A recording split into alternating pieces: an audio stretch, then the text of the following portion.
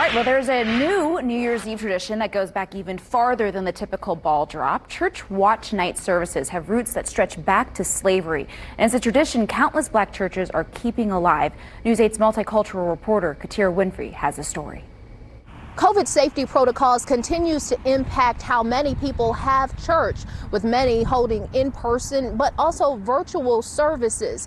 And with so much uncertainty going into the new year, church leaders I spoke to said leaning on faith is one way to start the new year off right. Watch night service is a long-held tradition in black churches around the country. From birth, it's how Bishop Lambert Gates Sr. brought in the new year.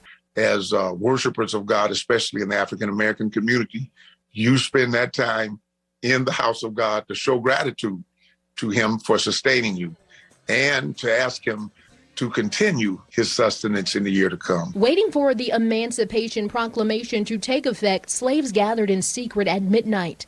Gates is continuing that tradition with his own congregants at the Kingdom Apostolic Ministries.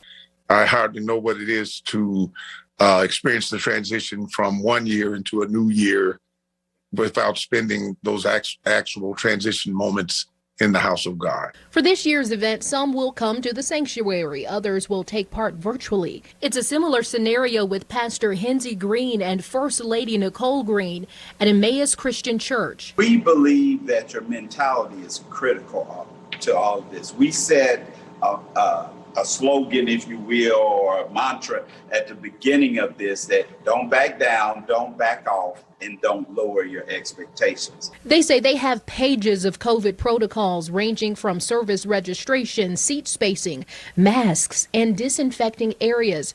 They say despite the pandemic, the watch night tradition will continue to run deep.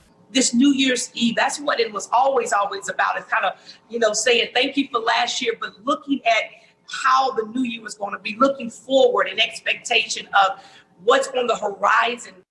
And just another reminder, if you plan on going to church, double check the protocols. See if you need to register first. Are you going to have to wear a mask?